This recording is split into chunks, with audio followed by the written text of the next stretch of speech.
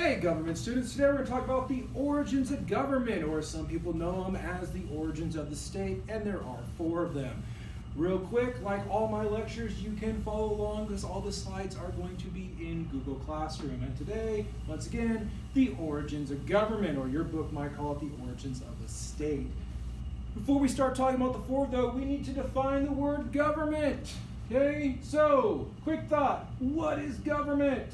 Okay, thinking about it right here, and here it is. It is simply an institution that sets formal policies for us. They make laws, okay? Some governments are dictatorial, meaning they don't have any input by the people. Some are direct democracy, where everyone has a say, and some, like ours, is a republic, where we send leaders to make laws for us, okay? So, they make decisions for a group of people. Now, how did this come to be? Now, this is just a theory, and theories are not 100%, but we're going to get into the 4 theories of the origins of government. The first one is the evolution theory. Okay, so man meets woman. They have kids. All right, those kids listen to their parents. Eventually, those kids grow up, and they go and they get married. But historically they'd stay close to home. And it became kind of like, that's how tribes were created. They were nothing more than family institutions, okay? So the evolution theory says an extension of family relationships, right? Your extended family, you all basically probably have a matriarch or a monarch, or not, patriarch of your family.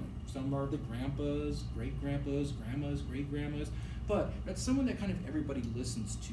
And when that happened, and then they start getting friends and people started kind of moving in close together, that's where tribes came from, okay? And it's simply, this was just a system that gave authority to the parents, eventually to one leader, okay? And that is the force theory. The evolution theory. We're gonna get to the force theory next, all right? Basically, it's tribal rule. That's why we have this picture here. Now, as your tribe starts getting bigger and bigger, like I'm here in room 5208, right across the hall is Miss Vayu's room. She normally teaches, historically she had taught underclassmen. I think she's teaching upperclassmen right now, but let's just say she was still teaching 9th graders, okay? And let's say you're all here in my class. You're all seniors, you're the leaders of this school, and you want to extend your dominance out, okay? So we would send a representative over to Vayu's room like, hey, we're conquering you guys. All right, you guys are going to be under our rule.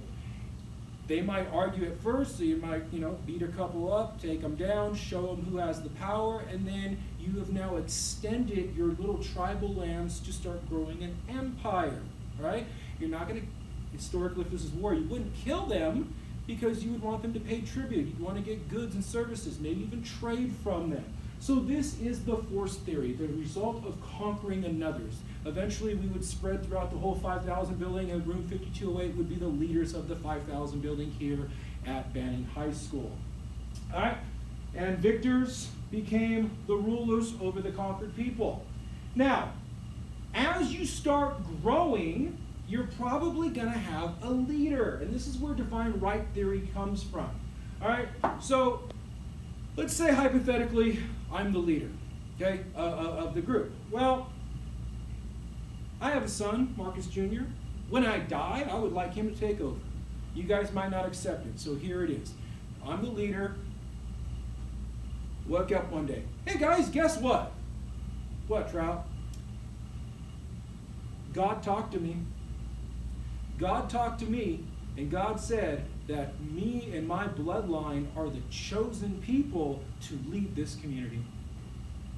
And at the time, everybody else would be like, wait a second. God didn't talk to me. Oh, okay, fine. It's cool. We believe you, right? Because, this is a time where you would say, hey, God talked to me, gave me this thing. Nowadays, people might say, well, you're crazy. But not so much then. So my bloodline is then divinely chosen by God to rule over the people, okay?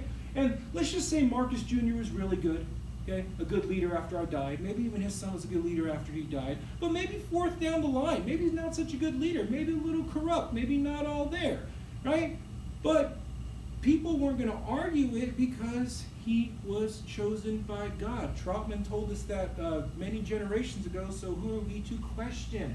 And this became accepted not only throughout Europe in the 15th, 18th century, but pretty much everywhere else, right? You go anywhere in China, Egypt, throughout South America, they had rulers, they had leaders that were chosen by God. But as more and more of these leaders became corrupt and bad, a new theory arose, and that is called the social contract theory. Earlier in class, we learned about we're going to learn about Locke and Hobbes, okay? And they kind of came up with this thing called the social contract theory, where it said, wait a second, who is this person to lead us? They're a terrible leader. They're corrupt. You know, they could be hurting us. They could be taking from us. They became this philosophy that a leader had to be rightfully guided and given the power by the people. When I think of this theory, I think of that movie V for Vendetta, where V said, hey, people should not fear the government should fear the people. And that's where the social contract theory came, right? It was a direct fight or a counter argument against divine right theory. And this really came through in Enlightenment, right? So you had Locke and Hobbes and Rousseau, and they said that we have a cooperation. That's what the social contract is. We cooperate with one another to follow a set amount of rules. Now, our rules are not, our liberties and freedoms are not unlimited, right? If I want to go and kick somebody in the face, I can do it. I have the right to, I can do it. But they also have the right not to be hurt. So the government can set forth rules. So it says, I can't just pick up this chair and slam it on somebody's head. Okay? So we have to have a set of common rules. It's much like a classroom. You guys in the classroom, there's usually common rules there, right? A lot of teachers are like, can you not eat in the classroom because there's people who have to clean up after you? Or, rodents and bugs could come into the classroom. Okay? Please, when someone's presenting, don't talk, right? It's common courtesy. Do you have the right to do it? Yes, but we also have the right to set rules and limitations on you. Now, they also believe that the power to govern was freely decided by the people, okay? We have elections here in the United States. We have an election coming up here in 2020. You guys are going to be able to decide or help decide who is going to be the next leader under a social contract theory. And in the United States, our social contract theory is the Constitution. And with that, ladies and gentlemen, that is the 4 origins of government. Until next time, stay safe.